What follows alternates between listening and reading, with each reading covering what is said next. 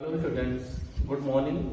आज हम संक्रियाओं के अगले प्रगुण अर्थात साहचर्य प्रगुण पर चर्चा करेंगे। इससे पहले वाली वीडियो में हमने संपर्क प्रगुण और क्रम विनिमय प्रगुण पर चर्चा किया था।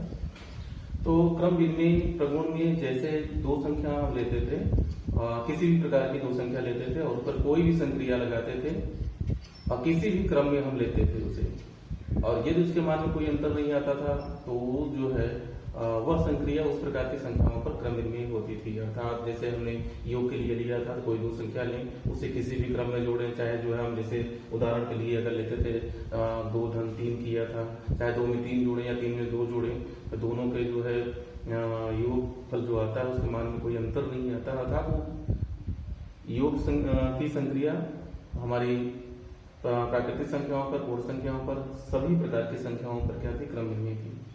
तो आज हम क्या करेंगे, जहां पर वो क्रम विनिमय में दो संख्या लेते थे, आज हम जो है कि साहचर्य प्रगुण के लिए 3 संख्या लेंगे और वही क्रिया करना है। 3 संख्या लेंगे तो पहले 2 में ही संक्रिया लगाएंगे, 3 संख्या लेंगे, 3 संख्या में किसी 2 में पहले संक्रिया लगाएंगे, जो परिणाम आएगा इसके बाद जो बची हुई संख्या तीसरी है उसके साथ संक्रिया लगाते हैं।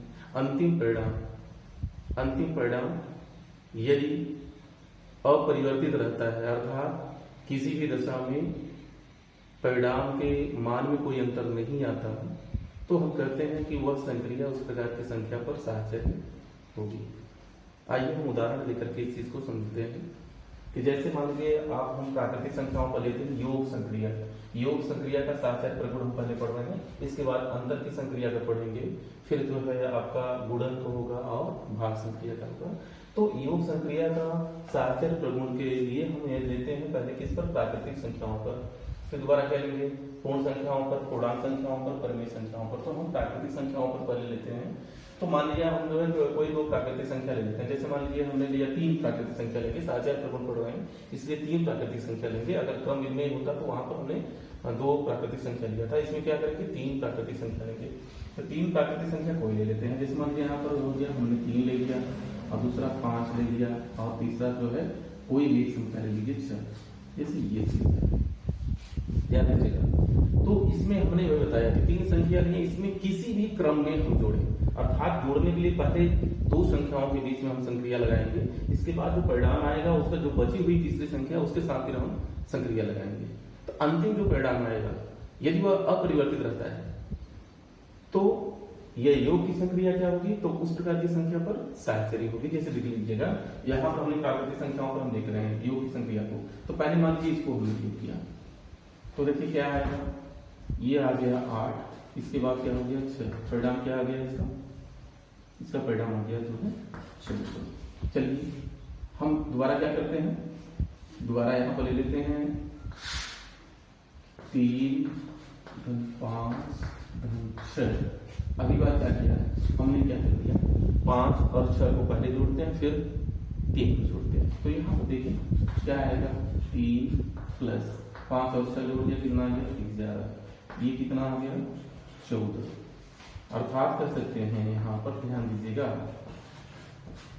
कि यह मान क्या है, अपरिवर्तित आ रहा है। किसी भी क्रम में हम जोड़े, पहले हमने 3 और 5 को जोड़ा फिर 6 को जोड़ा, अगली बार मैंने क्या किया कि पहले जो है हमने 5 और 6 को जोड़ा, तब जाकर के हमने किसको जोड़ा 3 को जोड़ा। तो इस तरह से देखें मान में कोई अंतर नहीं आ रहा है। अर्थात कह सकते हैं कि यहाँ पर हम 3 5 प्लस 6, ये क्या होगा, ये जो है बराबर होगा 3 प्लस 5 प्लस 6। ये जो है किसी भी क्रम में हम जोड़े और उसके मान में कोई अंतर नहीं आएगा। तो नहीं आ रहा है तो ये क्या है, साहचर्य है। अर्थात कह सकते हैं कि योग की संक्रिया ध्यान दीजिएगा, योग की संक्रिया प्राकृतिक संख्याओं पर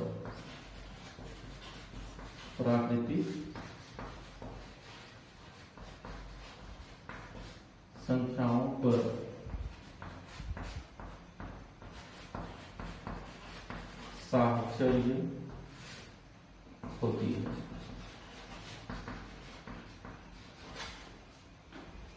और बहुत सारे उदाहरण लेकर के इस चीज को आप देख सकते हैं कि 3 संख्या कोई ले लीजिएगा, किसी भी प्रकार की संख्या लीजिएगा और उस पर जो है कोई संक्रिया लगाइएगा और किसी भी क्रम में संक्रिया लगाइएगा।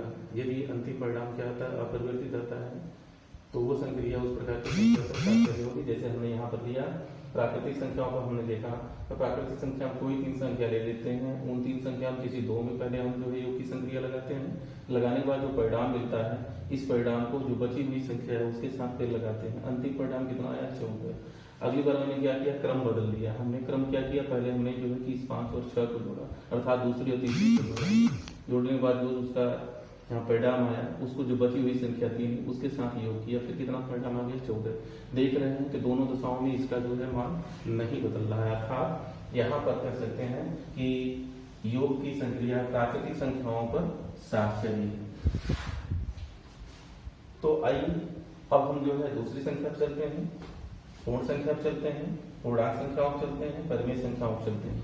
तो आपको हम शॉर्ट में बता दें, समय जो है ज्यादा न लगे, कि चाहे आप पूर्णांक में कोई 3 संख्या लेकर देख लीजिएगा, पूर्ण संख्याओं में 3 संख्या लेकर देख लीजिएगा, परिमेय संख्याओं में 3 संख्या को लेकर देख लीजिएगा, फिर आप पाएंगे कि योग की संक्रिया सभी प्रकार की संख्याओं पर साहचर्य होती है। ठीक है, अब हम जो है अंतर की संक्रिया को देख लेते हैं। ध्यान दीजिएगा, अंतर की संक्रिया को हम देख लेते हैं। तो यहाँ पर आपको मिल गया कि योग की संक्रिया प्राकृतिक संख्याओं पर, पूर्ण संख्याओं पर, पूर्णांक संख्याओं पर, परिमेय संख्या, सभी प्रकार की संख्याओं पर क्या होती है, क्रम विनिमय नहीं, बल्कि हम पढ़ रहे हैं यहाँ पर साहचर्य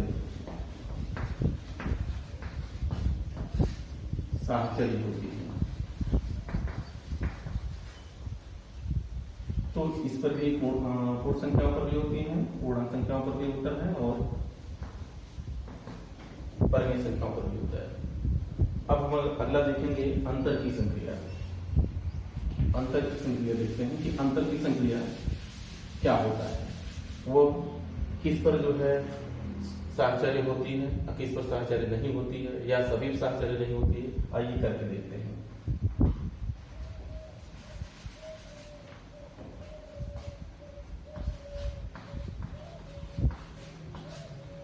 अंतर संक्रिया, ठीक। चलिए, जहां पर हमने योग करके देखा था, अब हम अंतर करके देखते हैं। कोई 3 जो है प्राकृतिक संख्या ले लीजिए आप। मान लीजिए यहाँ पर हमने ले लिया था, जैसे यहाँ ले लीजिए 8 - 5 - 2। ठीक, चलिए हम यहाँ क्या करते हैं, पहले इसको ले लेते हैं, 8 में से 5 को घटाते हैं, कितना आ गया, 3। फिर जो बची हुई संख्या उसके साथ संक्रिया लगाते हैं, तो परिणाम कितना आया, 3। चलिए अगला देख लीजिएगा, इधर 8 - 5 - 2 है। अब हम इसके साथ अगर करके देखें तो क्या मिलेगा आपका, 8 - 5 में से जो है आप 2 घटाइए, कितना बचा, 3। अब यहाँ पर जो है 8 में से 3 घटाइए, कितना आ गया, 5। क्या दोनों परिणाम समान आ रहा है, दोनों के मान में अंतर आ गया, अर्थात यहाँ कर सकते हैं इस चीज को कि 8 - 5 ये -2 ये बराबर नहीं है 5 - देख रहे हैं कि यहाँ पर क्रम बदल देने से उसके मान में अंतर आ जा रहा है।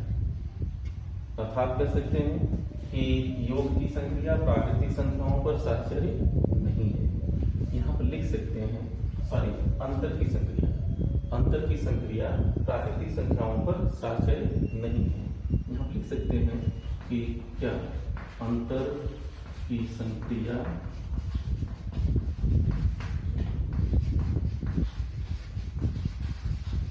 प्राकृतिक संख्याओं पर साहचर्य नहीं है।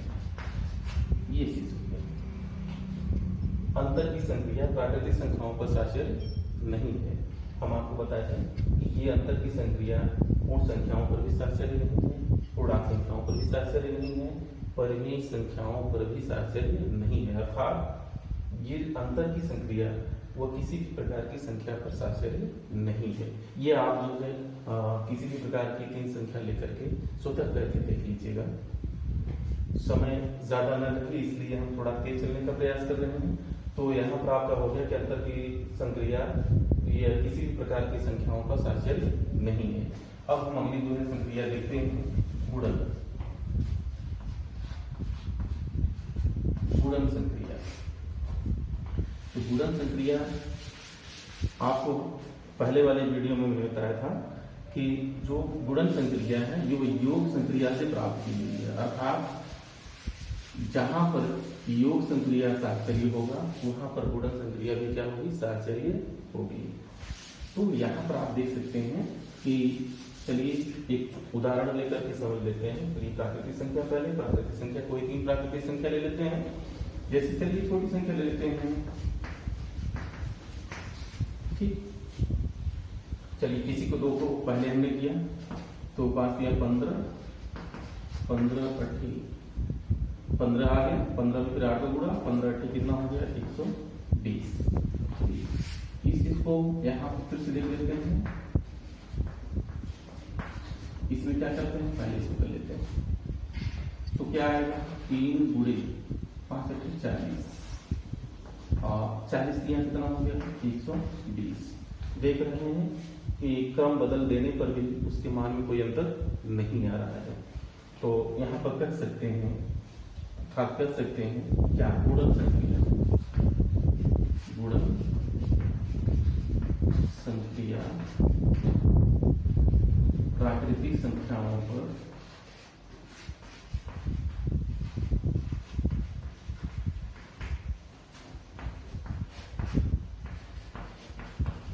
साहचर्य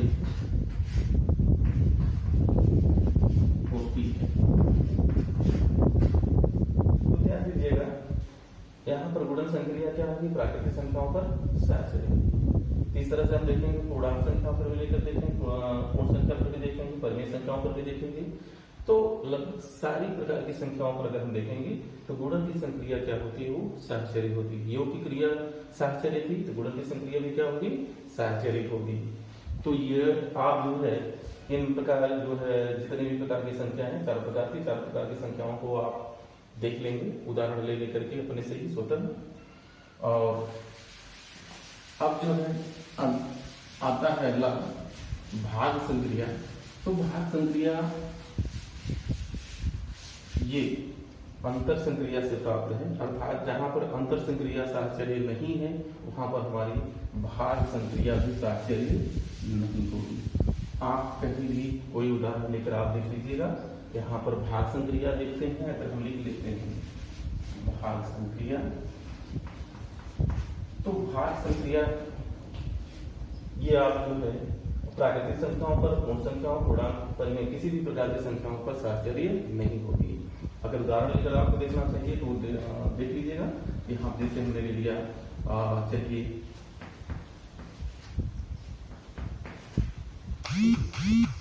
ध्यान दीजिएगा, यहाँ पर क्या होगा, पहले इसको हमने लिया 3 में, आप जो 12 में आप 3 से भाग दीजिए, कितना आ जाएगा, ये इसका आ गया 3 4, आगे कितना है 2, इसका परिणाम कितना आ गया 2। चलिए कहीं भी क्रम इसका अगर बदल देते हैं, जैसे यहाँ पर हम ले लिए 12 भागे, फिर ये 3 भागे 2।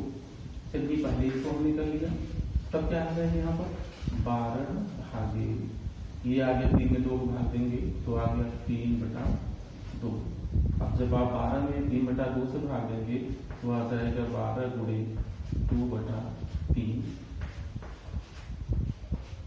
ये आ गया। तो देखें यहाँ पर जो है मान क्या आ गया, बदल गया, दोनों के मान में अंतर आ गया। अर्थात कह सकते हैं कि भाग संक्रिया प्राकृतिक संख्याओं पर साहचर्य नहीं है। इसी तरह से अन्य संख्याओं पर भी देखेंगे साहचर्य नहीं होती है। तो आज का वीडियो आपको कैसा लगा ये कमेंट करके जरूर बताइएगा। और हाँ, मेरे चैनल प्रेमचंद भास्कर के नाम से चैनल है, उसे आप सब्सक्राइब कीजिएगा, जिससे अगली वीडियो आप तक सबसे पहले पहुंचे। धन्यवाद।